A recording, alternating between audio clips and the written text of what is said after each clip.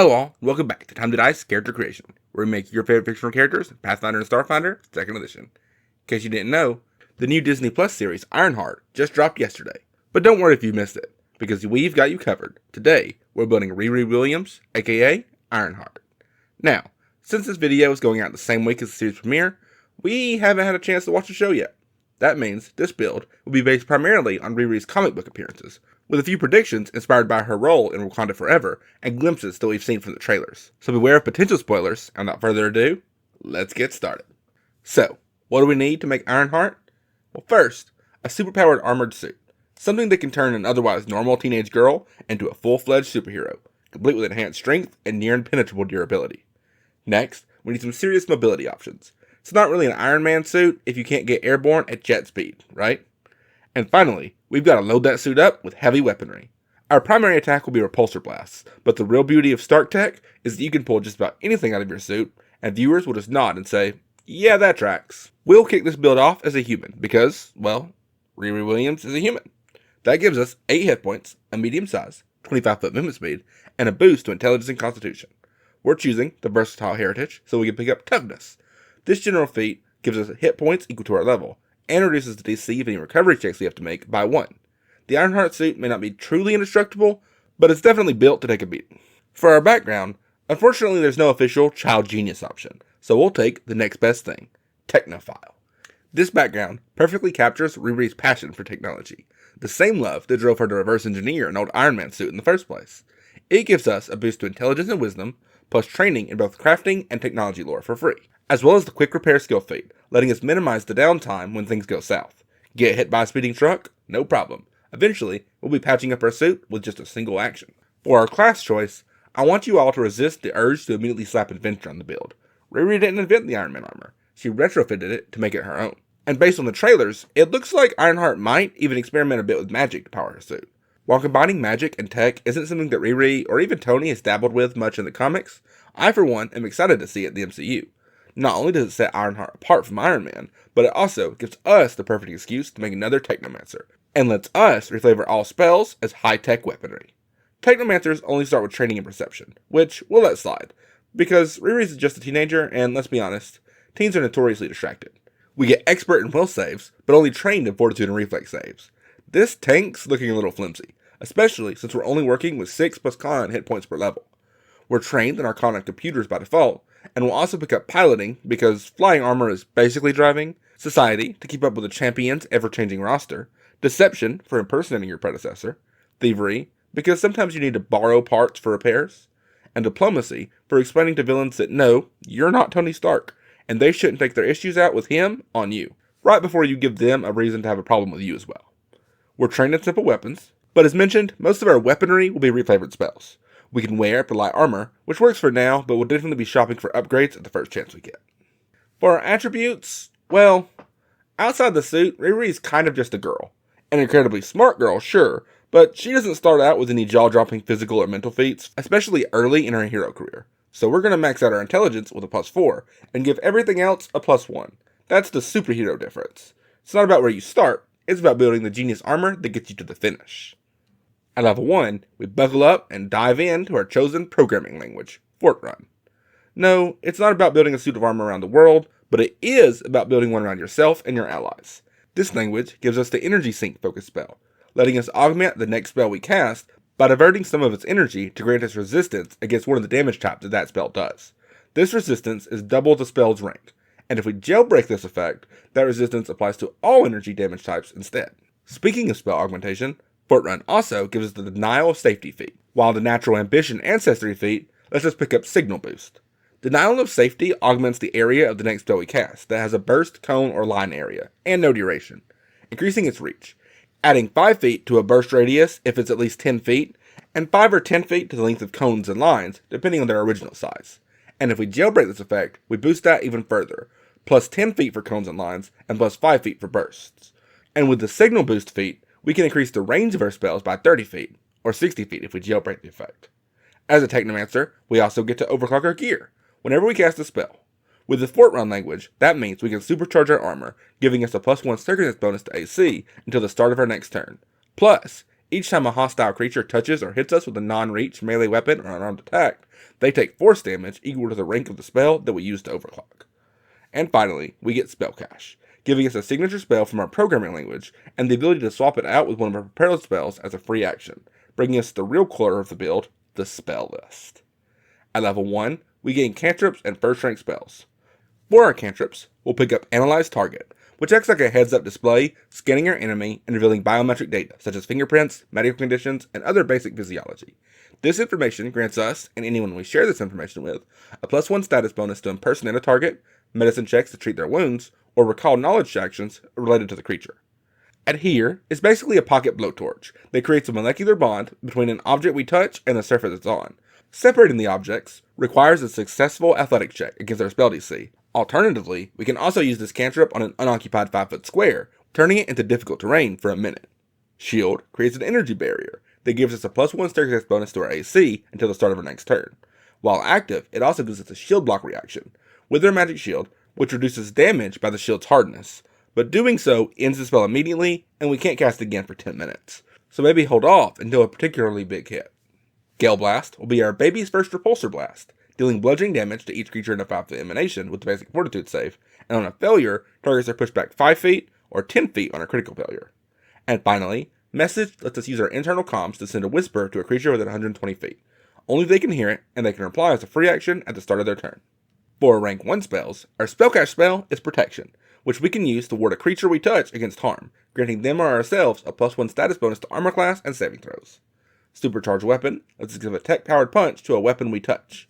The next strike we make with that weapon deals an additional d6 of damage of the same type of the weapon's normal damage, perfect for a charged-up repulsor blast. Fleet Step reroutes all powers to thrusters, giving us a +30-foot status bonus to speed, because sometimes the best defense is to get out of dodge. And finally, Kinetic Ram is our first true repulsor-style attack.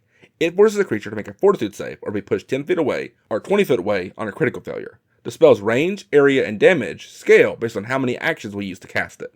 1 action targets a creature within 50 feet, 2 actions doubles that range and the push distance, and if the target critically fails, they're also knocked prone and take a d6 of damage, and if we use all 3 actions, this spell affects everyone within a 5-foot emanation. And that's all for level 1. Wow, my wife's going to hate me when I send her all this to edit. We'll keep things simple at level 2 with an armor upgrade fitting for our armored hero, taking the Sentinel dedication, granting us training enough to medium armor.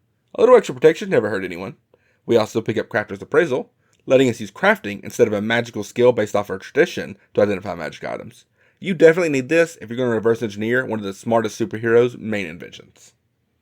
At level 3, Technomancers get access to jailbreak spells, meaning we can finally use all those jailbreak effects that I mentioned back at level 1. Whenever we overclock our gear, we can end that bonus early to apply any Technomancer spell shape without spending an extra action, and activate that feat's jailbreak effect. We even get a special jailbreak effect for a denial of safety feat. We can use the excess energy that spell gives off to move a number of squares equal to the spell's rank. Best of all, since this counts as forced movement, it doesn't provoke reactions. Level 3 also grants us incredible initiative, representing our onboard AI, giving us a heads up when combat's about to erupt, giving us a +2 bonus on all initiative checks. For our rank 2 spells, our Spell Cache spell is Resist Energy, granting us resistance 5 to acid, cold, electricity, fire, or sonic damage for 10 minutes. Most Marvel villains tend to specialize in one damage type, so once you figured out what they're about, this spell is great for shutting them down. Skim Data is like coming for a history test, beaming a database of knowledge directly into your head. Blazing Bolt serves as a missile stand-in, letting us make a spell attack roll against a creature within 60 feet that deals fire damage. We can even spend additional actions for extra missiles that deal double damage, but only 1 missile can target each creature. And Noise Blast acts as a sonic cannon, dealing sonic damage to all creatures within a 10-foot burst. They get a basic fortitude save, and on a failure, they're deafened, and on a critical failure, they're deafened and stunned. At level 4, we take Spell Protection Protocol to create a magical energy field around ourselves or a creature within 30 feet. The target gains a 5-foot aura that gives both themselves and allies within the aura a +1 status bonus to saving throws against spells and effects with the magic trait. We increase this bonus to +3 against spells that we cast, because Friendly Fire is a quick way to get uninvited from the champion's party. We also get Arcane Sense, giving us Detect Magic as an innate cantrip, perfect for scanning for magical villains, or maybe just a trinket to add to your collection. At level 5, Technomancers get Reflex Expertise, boosting our agility and reaction time. But even more impressive is the Ancestry feat, Confident Actualization, letting us roll a skill check or saving throw twice and take the better result. Just remember, It only works once per day, so don't waste it. For our third rank spells, we fill our spell cache with haste, granting either ourselves or an ally within 30 feet an extra action each round that they can use to stride or strike. Use this to zip around the battlefield yourself, or hand it off to Cho for a little extra Hulk smash power. Blastback is a reaction spell, perfect for those superhero landings. When you fall more than 20 feet, you can use the spell to negate fall damage, and use the displaced air to make all other creatures within 20 feet take bludgeoning damage with the basic reflex saves, and those who fail are pushed back 5 feet. Lightning Bolt is our classic straightforward unibeam, dealing electricity damage to a 120 foot line. Simple, but effective. And Firework Blast lets us release fiery flares on a 20-foot burst, dealing fire damage with a basic reflex save. Creatures that fail must make an additional fortitude save at a -2 penalty. On a failure, they're blinded and deafened for a round, or a full minute on a critical failure. At level 6, Armor Specialist gives us the armor specialization effects for all armor types that we're proficient in. Since we'll probably be rocking composite armor, this means that we gain resistance to piercing damage equal to 1 plus the armor's potency value. Riri's already a skilled crafter, but pair her with another tech genius like Shuri, and things really get crazy. So we'll pick up Communal Crafting. When crafting an item, an ally can assist by rolling a crafting or another relevant skill to help reduce the cost of raw materials. It definitely helps if they have a few extra boxes of vibranium lying around, but it's not required. Level 7 Technomancers get expert spellcasting for free, boosting their magical prowess, but we also pick up the Inventor skill feat. While Riri didn't invent the Iron Man suit, she definitely made it her own. This feat lets us spend downtime inventing a common formula that we didn't already know. It works like crafting. We pay half the formula's price up front, roll a crafting check, and on a success, either pay the rest or spend more time to reduce the cost. Instead of crafting an item though, we're researching and designing. Once finished, we get a new formula to add to our collection. For our 4th rank spells, Unfettered Movement fills our spell cache, keeping us mobile by letting us ignore effects that would impose a circumstance penalty to our speed. And when we attempt to escape an effect that has us immobilized, grabbed, or restrained, we automatically succeed unless the effect is both magical and of a higher rank than Unfettered Movement. We also finally unlock Flight at this level with the Fly spell, granting us fly speed equal to our land speed for 5 minutes. Zephyr Slip is a reaction spell that we can use when an enemy gets too close for comfort, letting us fly 15 feet directly away from the triggering creature. And Draw the Lightning lets us supercharge our armor by summoning a lightning bolt that strikes a foe and channels electricity into our suit. The bolt descends from a storm cloud, dealing electricity damage to the target with a basic reflex save, and for the spell's duration, the first strike each round we make with a chosen weapon does extra electricity damage. At level 8, we pick up the Advanced Magic Hack feat, unlocking the Advanced Focus spell for our programming language. For us, that means we get Active Defensive Firewall, to store a spell within our armor. For the next day, when a creature touches or damages us with an unarmed melee attack or non-reach melee weapon, we can cast a stored spell as a reaction, but it only targets the triggered creature, who is caught off guard by the attack. We pick up Specialty Crafting, granting us a +1 circumstance bonus to crafting checks with any item that requires blacksmithing.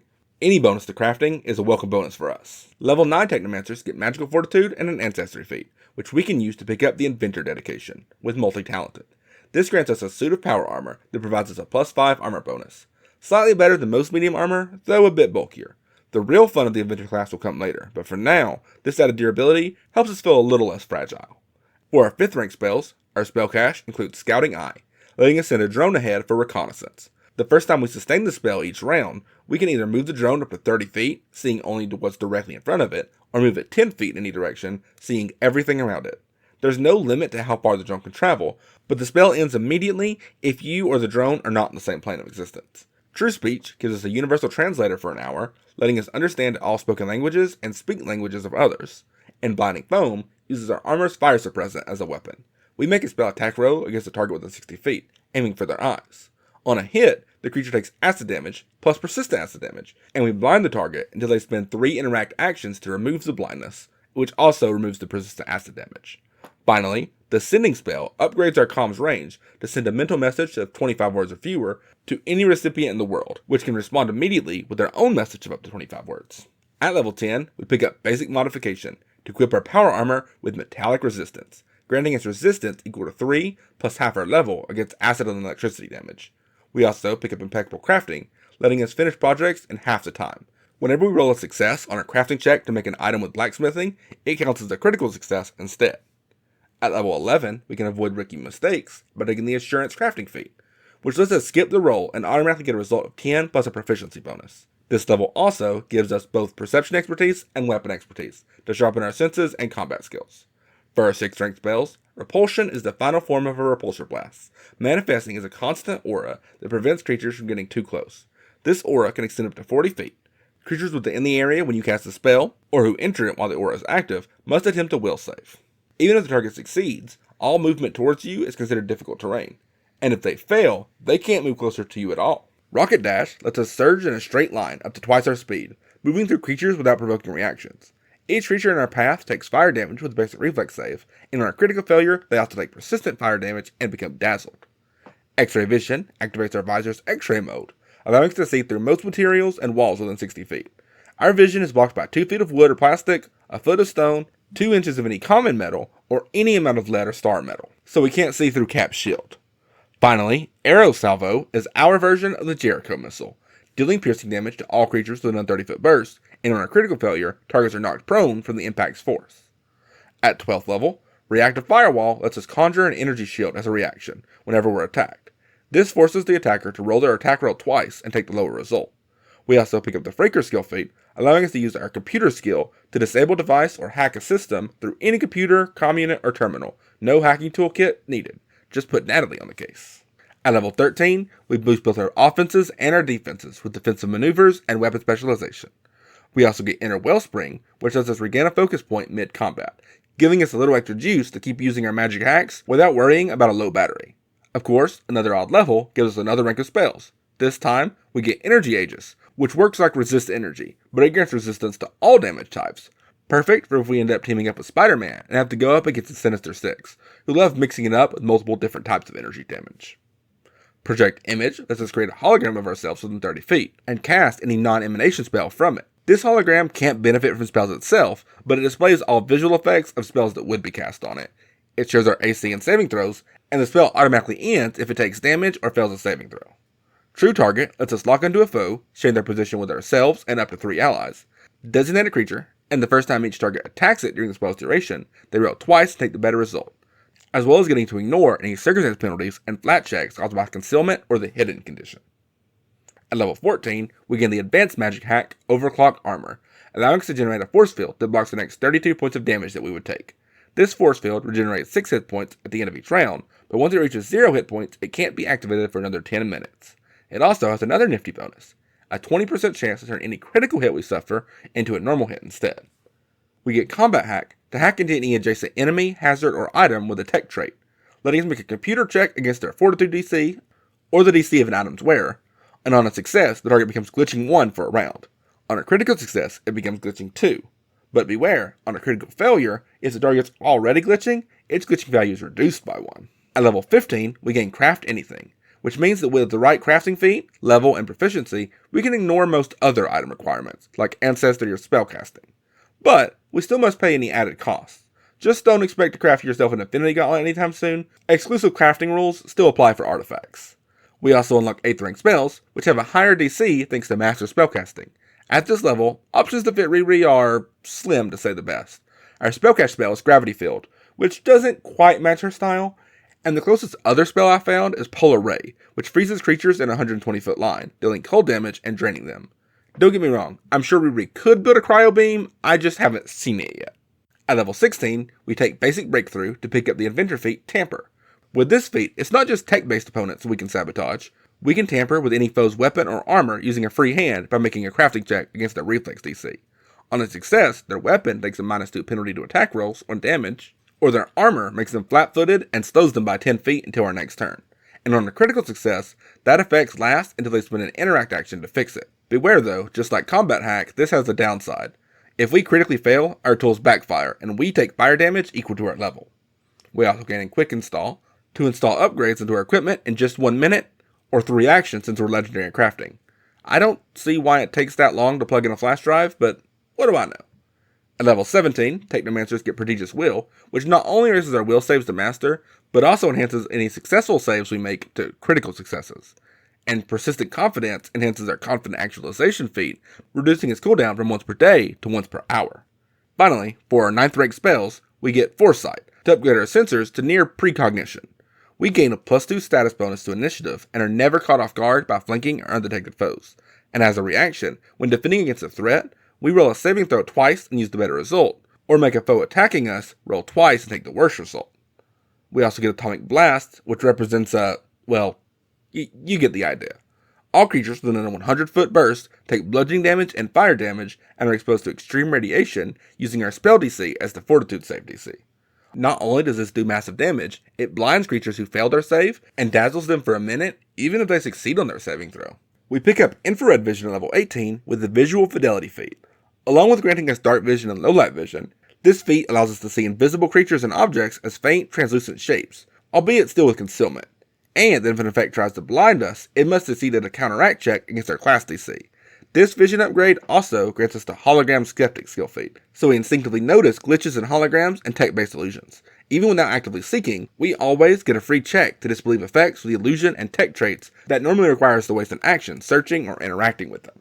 At level 19, we pick up Die Hard, letting us survive down to dying 5 instead of dying 4. And we also get Legendary Spellcaster and Administrator privileges, unlocking a 10th rank spell slot. We'll pick up Indestructibility to put the true defensive power of our armor to the test, making us immune to everything but the gods themselves for a round, giving you one action to do whatever insane risk you want to. Fly into a volcano, venture into the void of space, pick a fight with Thanos. I'm sure nothing bad will come of that. We finish this build off at level 20 with the Auto Spell Shape feat, which removes the action cost to add spell shape effects to our spells. We can still jailbreak the effects for an added effect, but this eliminates the need to remove our overclock bonus just to work around Technomancer's tricky action economy. And finally, the Machine Magic skill feat expands our crafting repertoire to include hybrid equipment, letting us be the ultimate master of mixing tech with magic. Heck, with this level of proficiency, I'm sure we could even rule Latveria. And that wraps up our build for Riri Williams, aka Ironheart. From the genius level tech skills to our blazing repulsor blasts, we've captured the heart and soul of this brilliant young hero. Whether you're suiting up for your next campaign, or just love to see a good high-tech hero, I hope this build sparked your creativity and powers up your game. Don't forget to like, subscribe, and hit that notifications bell so that you never miss a Time to Die's character build. And until next time, keep rolling high, and we'll catch you in the next one.